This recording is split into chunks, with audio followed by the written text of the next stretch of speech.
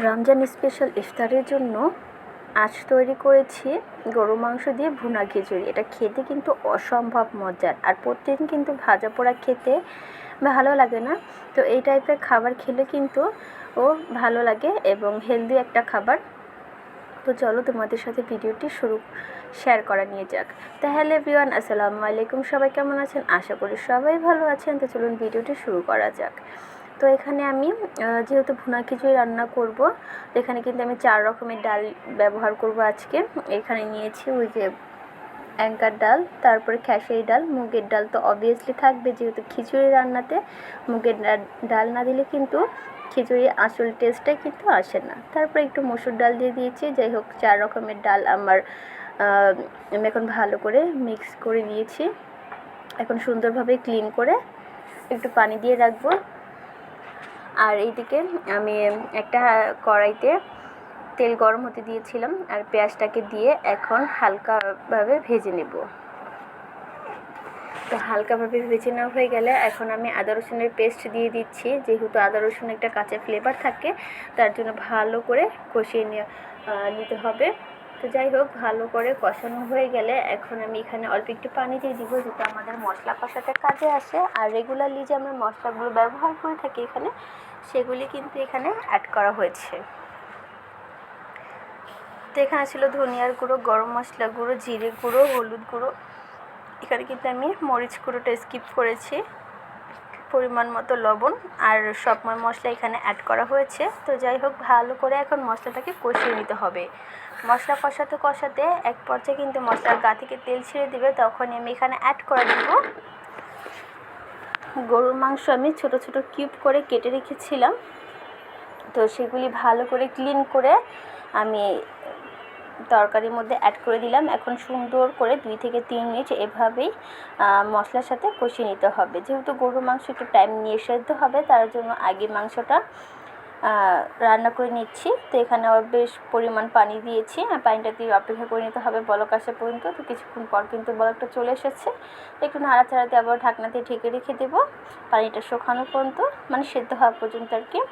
তো যাই হোক, এখানে দেখো মাংসটা কিন্তু পানিটা অলমোস্ট অনেকটাই শুকিয়ে গিয়েছে, একটু ভুনা ভুনা হয়ে যাচ্ছে।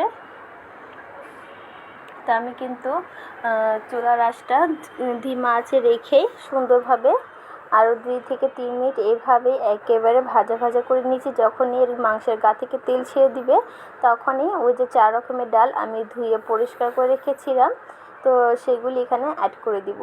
দেন তারপরে ভালো করে মাংস আর ডালটাকে কষিয়ে নেব সুন্দর করে। 2 থেকে 3 মিনিট পর্যন্ত কষানো হয়ে গেলে এখানে আমি পানি দিয়ে দিব, যে মাংসটাও যতটুকু রয়েছে ততটুকু সেদ্ধ হয়ে যাবে, আর ডালটাও সেদ্ধ হয়ে যাবে। তো কিছুক্ষণ পর কিন্তু বলক চলে এসেছে, তো একটু নাড়াচাড়া দিয়ে এখন একদম ঢেকে রেখে দেবো সেদ্ধ হওয়া পর্যন্ত।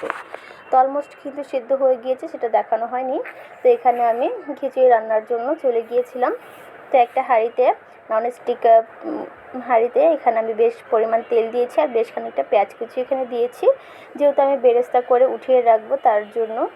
তো পেঁয়াজটাকে ভালো করে আমি সুন্দর করে একে নাড়াচাড়া দিয়ে ব্রাউন করে ভেজে নেব। ভেজে নেওয়া হয়ে গেলে আমি অর্ধেকটার বেশি পেঁয়াজ বেরেস্তা এখানে তুলে রেখেছি, আর অল্প একটু রেখেছি, যেটা চালের সাথে আমি কষিয়ে দিব। তো এখানে কিন্তু চিনি গুঁড়া চাল সেটা নিয়েছি। এই চাল খিচুড়ি খেতে কিন্তু অসম্ভব মজার, খিচুড়ি পোলাও দুটোটাই কিন্তু অনেক টেস্ট হয়।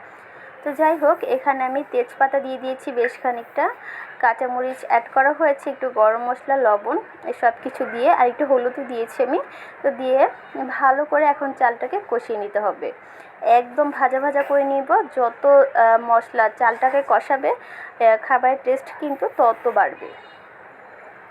তো যাই হোক, কষানো হয়ে গেলে এখন যতটুকু চাল নিয়েছি তার ডাবল একটু পানি দিয়ে দিয়েছি, যেহেতু আমি ভুনা খিচুড়ি খাবো তার জন্য। তো কিছুক্ষণ পর কিন্তু বলকটা চলে এসেছে।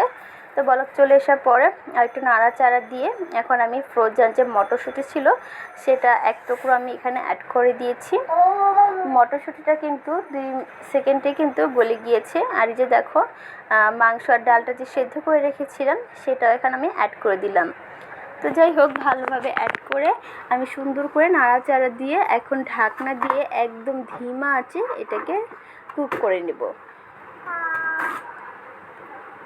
তো কিছুক্ষণ পর 5 থেকে 6 মিনিট পর দেখো আমি এটাকে আবার একটু নাড়াচাড়া দিয়ে নিচ্ছি, উপরেটা নিচে আর নিচেরটা উপরে দিলে কিন্তু তাড়াতাড়ি হয়ে যাবে রান্নাটা।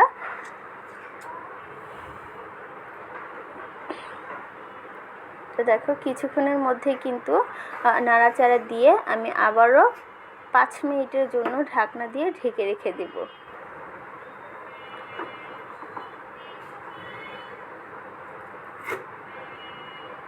তো 5 মিনিট ঢাকানোর পর কিন্তু অলমোস্ট আমাদের খিচুড়িটা কিন্তু কমপ্লিট। তো এই তো দেখো পরিবেশন করে নিয়ে হচ্ছে একটা প্লেটে। দেখতে কতটা লোভনীয় হয়েছে না, খেতেও কিন্তু অসম্ভব মজার হয়েছিল। তো দেখো প্লেটে সাজানো হয়ে গেলে এখন আমি উপর থেকে ওই যে বেরেস্তাটা যে তুলে রেখেছিলাম সেটা এখন উপর দিয়ে ছিটিয়ে দিচ্ছি, তাহলে দেখতে ভালো লাগে আর কি। তো দেখো ফাইনাল লুক দেখতে অসম্ভব সুন্দর হয়েছিল।